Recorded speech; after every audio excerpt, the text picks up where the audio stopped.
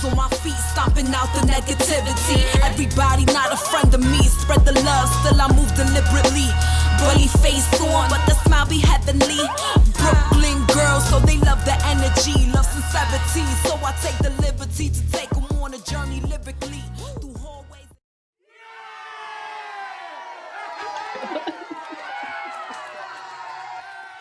Hey, Melissa.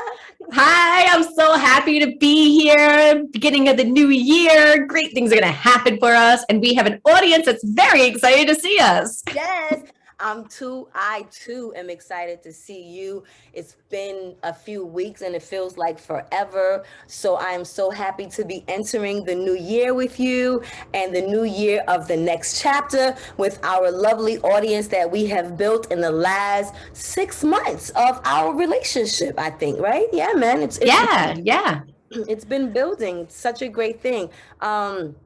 Unfortunately, the beauty of us entering the new year is that we have lost some really valuable folks. Every day we lose valuable people. Every day we lose valuable people. But when we lose people that we think we know, because of the television or the big screen, it unites us again as humans. It unites us again as people, because now we feel like we all knew this person that made the transition and we're all being affected, which is different from the day-to-day losses that we individually have. So I wanted to take a moment to acknowledge the ones we just lost in the beginning of the year, which was our beloved Sidney Poitier and Bob Saget. I don't know if his name was Robert Saget, but television. I think he went by Bob. Yeah, he went by Bob. So here's a toast up. And just because this is in one of our sponsored cups, I too am still drinking water. But I'm drinking my concoction water. It's my lemon water with ginger, orange peel, and honey. So wow, you did some cooking today, huh? Oh yeah. All you need in there is like those healthy mushrooms, the lion's mane, the cordyceps, We're getting to an age now, Miss Kitty, where we have to take care of our body and mind with Lord, tell it. Mushrooms. Tell it. One of the things I wanted to acknowledge about both men, but not both men only. Right before the year ended, we also lost another icon, our sister-in Betty White. The reason why I'm mentioning these three people is because these three people, to our knowledge, were great humanitarians. There's a difference between just being a great actor or a great writer or a great dancer or a great television producer or a great doctor or a great, speaker, but to be a great human where all of your work, even in a comedic form, is to the point of healing your people, and your people being all of us, everyone, and never hearing, to my knowledge, any bad shit about any of them. Everybody's acknowledgement really was the same in regards to how they made people feel. And at one point, I had an issue with Sidney Poitier, never as an actor, but as a man, because I felt like he did me as a little Black girl loving this sophisticated man. Like, why did he marry a white woman? And it never made me not want to watch any of his films, but it always kind of didn't really sit right with me. So when I did my Google and I did my research and found out, one, that this man had 6 daughters, no boys, 6 daughters, but that his first 4 group of daughters came from his first wife, which was a Black woman. And then he married, in his second marriage, a white woman, had 2 children with her, and that was the marriage he was with until he made his transition. So it kind of lightened this judgment that I had, because I felt like, I had such a reverence to the sophistication that I have for Sidney Poitier. Just feeling that this was always an elegant, like this was our first if you would say Denzel, and I'm Mm-hmm. wanting him to stay pure for us, you know what I mean? But realizing Mm-hmm. once again that he stayed pure as a representation of a human, because he was definitely a man who took pride in his culture, in his blackness, into who he was.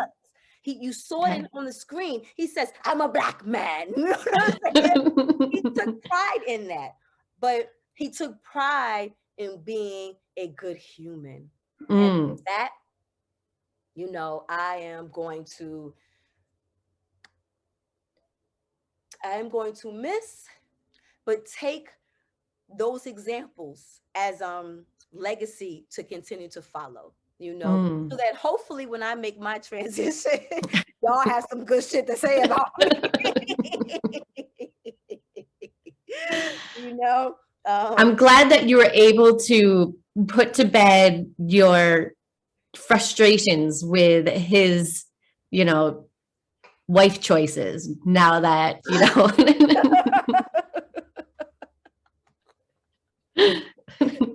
yes. I'm glad that you were able to heal that today. So today's topic, wait, here it come now. Today's topic are friendships, or we're going to be Mm. talking about friendships and people who are. Or situationships. That's another one. That's another one. Situation shit. Cause what had happened was, but friendships that are now reconnecting with Mm. us as people become empty nesters. So our childhood or young relationships that, where they had a bunch of kids and you had no kids, or everyone had kids, but now everyone kids are leaving the home, and we're finding these new way of living and who we are now in our 50s and yada yada yada. We're through social media connecting to people that we were friends with as children. I was curious to why you brought, or you wanted to talk about this. I wanted to talk about this because I started to notice that now that people my age are their children are starting to grow older, that they want to reconnect, especially coming to see me in Puerto Rico. I like to think it's because I live this wonderful life Right, and they right. want to experience what a wonderful life I have because I live in paradise and I don't have children. So, because this is something that I've noticed that is starting to come up, I wanted to discuss like, how do other people feel about that? Especially if you are somebody that has children. Do you want to connect with that person in your life that chose not to have children? Um, is there like a way to connect but not feel like any time has passed? Is it a weird new relationship? Is it an old flame that is like, oh, now things have changed? Maybe we could have a situationship that we couldn't have years ago. So with social media, this has really like opened up this doorway of being able to reconnect with relationships that may have, faded for certain reasons over the years. I know for mine, choosing not to have children, I really did not want to be invited to any of my friends' like birthday parties for their children, their dance recitals. That was just like, holy God, don't waste my Sunday with that torture. And that puts a damper on a relationship. So now that time has passed, can those relationships be rekindled? Have you experienced that recently, of like old relationships coming back into your life?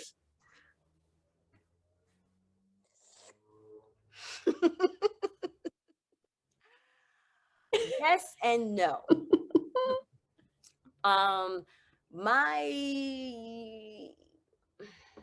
I want to say, in a room of 10, I feel like 8 of them are only trying to rekindle relationships with me as an adult friend because they didn't get the opportunity to have sex with me as a child or as a young person, or Mm-hmm. that young situation when we were friends, because we were, weren't of age, or we were, in our religious backgrounds, or situations that, we just didn't get those opportunities. So needless to say, the majority of people that try to rekindle friendships with me happen to be men.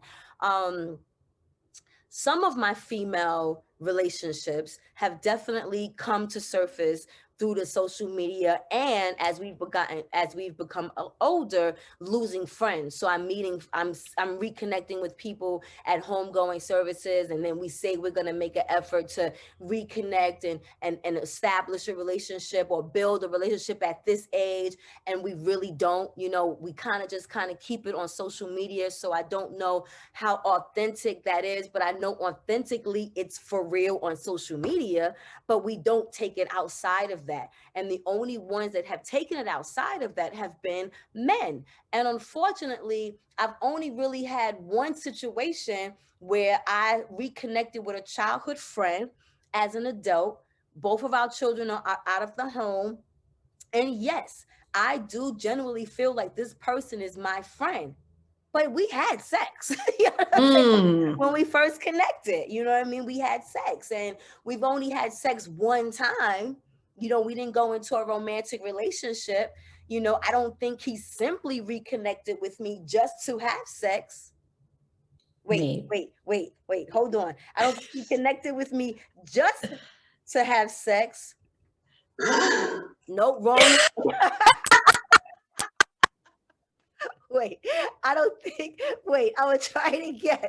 I don't think he came into my life just to have sex, Hmm. but Hmm. Hmm. but we had Hmm. oh wait, it's not Mhm. stopping. You know what I'm saying? So I value the friendship and where we're at now, but it still started out that way. So it makes me a little suspicious. So when we put this question, or we pose this question online, we 80% of people were flattered. And I can see that. Mm. One of the homegirls, that I do know, she stated that she enjoyed reconnecting with her peoples. And this is one of the people that I'm talking about, that we reconnected at one of our dear friends' homegoing service, but we haven't seen each other in the 5 years or the 6 years we reconnected. We haven't seen each other again in person, but at another person's service. We support each other online. I feel her love online, but we haven't really grown into the relationship that we can now have as mothers, that with children that have left the house, with adults who are now preparing or have the transition of losing their parents, and now what that relationship looks like. So it's interesting, what happens when they reconnect, and then how that reconnection actually develops. Since we had 80% that was flattered, obviously then in the numbers, we had 20% that questioned why that person was Mm. trying to reconnect again. So it wasn't a high number. It was actually good to see that more people was open to it. But you do have those, that small percentage like myself, that's a little suspicious of people wanting to reconnect. And I wish that I wasn't. And I wonder if it does have to do with a gender thing, because like if a female friend reached out to me and was like, "Hey, I want to come to Puerto Rico. What do you think?" I'd be like, "Oh yeah, this is a great place." But if an old person from my life that maybe I had some sort of situation with sent me a message saying like, "Hey, I want to come to Puerto Rico. What airport do I fly into?" I'm gonna get a little suspicious because Dr. Google is out there and he can help you find that airport in Puerto Rico, Right. and Airbnb. So you could like, I wonder if it does have to do with a gender thing too. I wonder. I know that I wanted to definitely be more present in giving spiritual advice this year than I've been in my past. So when we talking about this particular subject, I thought about the friendship that a lot of us are now reconnecting also as empty nesters, or just, you know, the next chapter in our life, and that's reconnected with most of us in our higher conscious state call the universe, but on a more direct personal level of how we've been taught to believe, you know, that name, Allah, Jehovah, Yahweh, Buddha, you know, represents a connection to a friend that I believe sometimes gets lost. So that spiritual moment I wanted to show was how we now begin at these stages of our life to look to God, Jehovah, Allah, as that friend that we are now reconnecting with, and using the same premise of, well, what's the agenda, you know, or Oh, yeah. being flattered, because the scriptures, and it's funny I say the scriptures, but the scriptures in the New World Translation of the Holy Scriptures, because only in this particular scripture is a name used. No other Bible transcript has the name. They all say Lord. But in this particular translation, in Romans chapter 10, verses 13, and this is one of my favorite scriptures, says, "For everyone who calls on the name of Jehovah will be saved." So, one, agenda, calling on the name of Jehovah to be saved. But two, calling on the name of Jehovah, because when I talk to you now, yeah, occasionally I might go, "Hey, girl." You know what I'm saying? But for the most part, when I'm talking to you, my friend, I'm addressing Melissa. You know what I'm saying? So because at the end of the day, I could be talking about 5 girls in a room. "Hey, girl, how you gonna know which one I'm talking to unless I say, 'Hey, Melissa'?" So the same way that there are many gods, I have to be clear in my messaging of what God I'm speaking to, because I'm talking now to my friend. So in talking to Mm-hmm. my friend Melissa and addressing her by her name, then it's the same way that I'm now addressing the creator of the universe, this entity that I'm unfamiliar with, as a name or with a name, so that this now friendship that I am reconnecting or connecting becomes more personal and not so abstract, you know, or absolute, where this is just this Mm-hmm. energy that I gotta pray to when I'm asking for something, but not an energy that I'm like, "Yo, who this? What's that? Yo, God, you got jokes like Jehovah." Funny, like, "Jehovah, I need what, what." You know what I'm saying? Like the same way I'm kicking it with you Mm-hmm. is the same way I kick it with Jehovah, because he's my Mm-hmm. friend. But I'm learning that as I am learning to have these new relationships as an empty nester, because there are certain things that, you know, I've for years I was able to use the excuse, "I got the kids." Mm-hmm.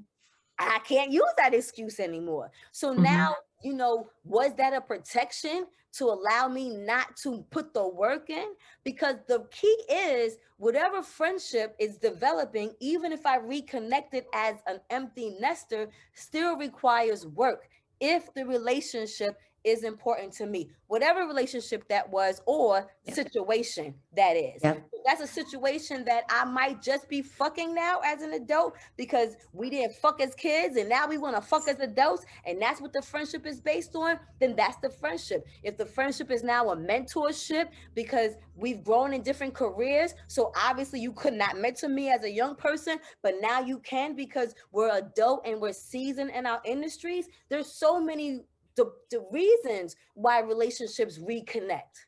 So Mm-hmm. now that they reconnect, what is the benefit? What is, you know, the agenda? You know what I'm saying? Yeah. And I fit that agenda, just like my friendship with Jehovah. My friendship with Jehovah brings me peace. That's a fucking agenda. My Mm-hmm. relationship brings me possibly everlasting life. That's a fucking agenda. It possibly brings me a good relationship with the creator, so I have good karma. That's a fucking agenda. And I'm okay Yep. with having those agendas, because Yeah. they serve me. And not only serve me, they serve the other person, the other entity that I'm in the relationship with. Because as I give of service to what I'm giving, they too are giving in service. So it becomes a what is it? Not a catch. Reciprocity. Yeah. Yeah. Mm-hmm. Which, Yeah. which is what we're now showing in this relationship, because I'm gonna tell you, this is not a new relationship, but it's a new relationship mindset for me, because Mm-hmm. I have white people I work with. Mm-hmm. I do not have white people that I make friendships with. Mm. I feel very honored that I am one of your chosen.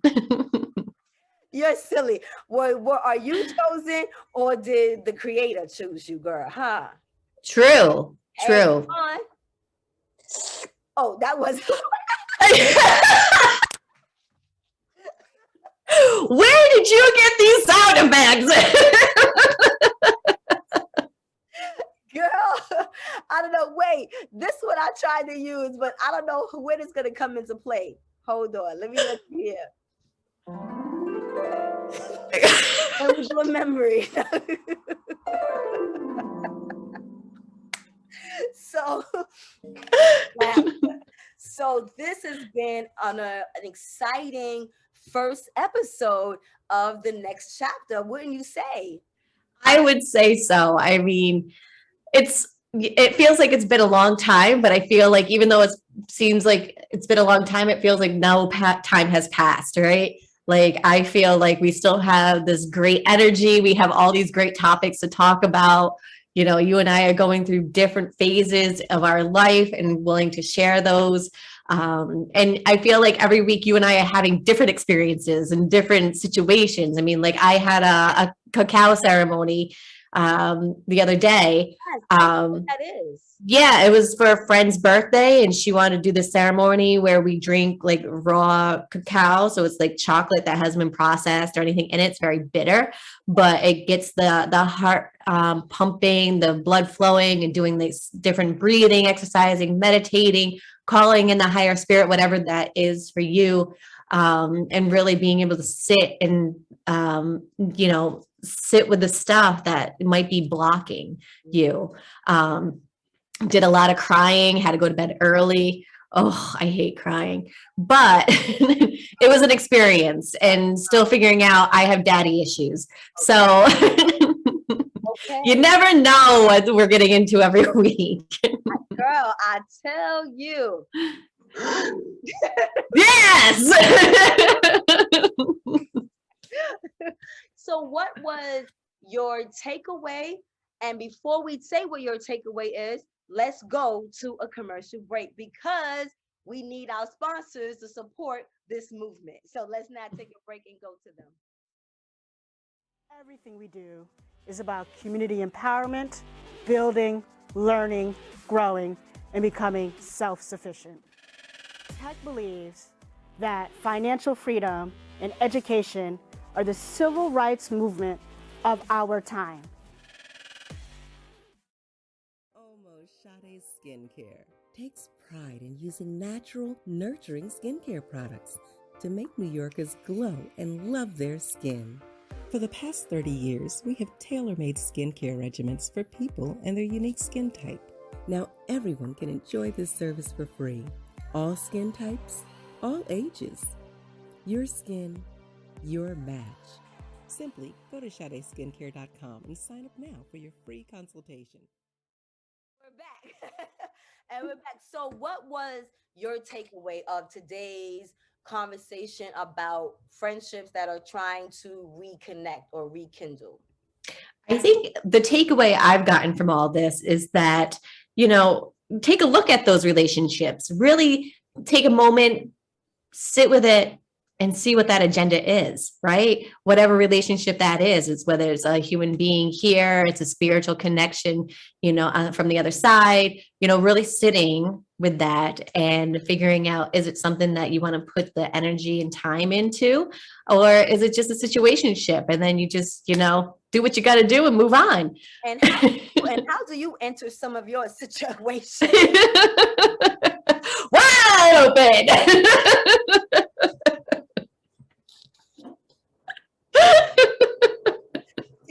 You be rocking that minister part of me, girl. You know it's a fine line, honey.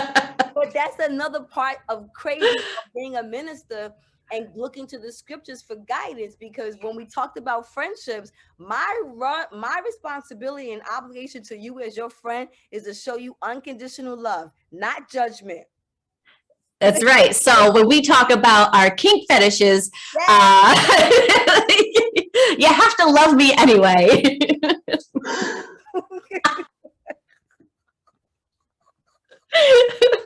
Exactly. Oh man. So that concludes us talking about friendships. Join us again next Tuesday as we come to you guys with our versions of conversations that discuss shades of gray in the next chapter of our lives. I am one of your hosts, Kitty Rose.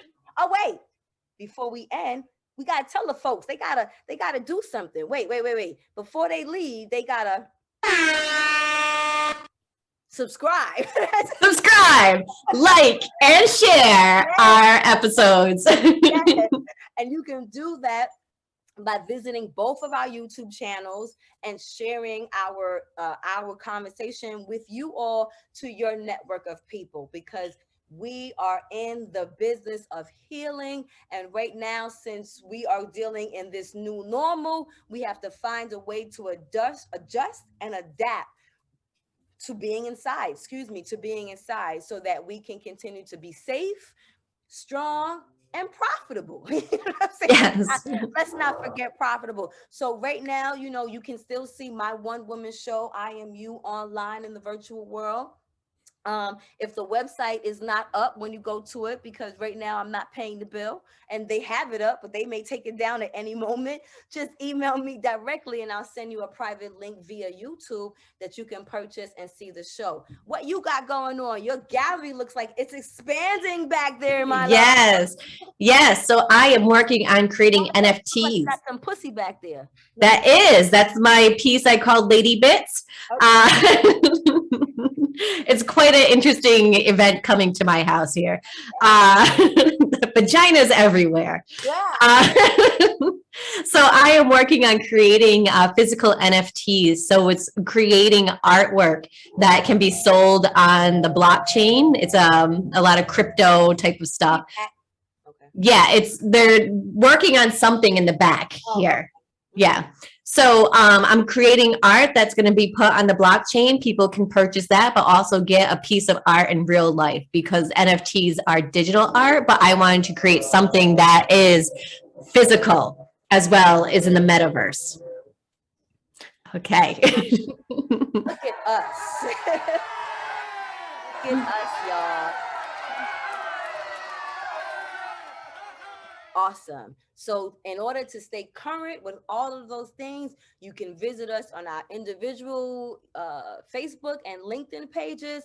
And then you can definitely see all of our video content on our individual YouTube channels. So please continue to join us, support us, give us ideas, share us, like us. And if you don't like us, tell us why. Like, all feedback is welcomed. We are not that sensitive, just a little bit. But yeah, you can read the negative stuff, Kitty. I don't want to see that stuff. But we might not get negative, but we always going to get negative because there's haters out there. But the beautiful thing in the haters out there is the balance. True. It's all about balance. It's all about balance. So until then, hold on. What do we end the show with? Until then, I guess we just say bye. We love you. Until next time, we'll see you guys next Tuesday on the next chapter. Bye. Bye. Legendary ciphers get the MCs and the jobs. The city never sleeps. Slept from 1 to 5 when COVID hit the block and we had to stay inside. Tough love is all I know, so be gentle with my soul. Learn to navigate winters with no coat. If you never been cold, you never been broke. Hustle 24/7 just to stay afloat. So New York, like dollar pizza in the cold. Shit, that real life great from the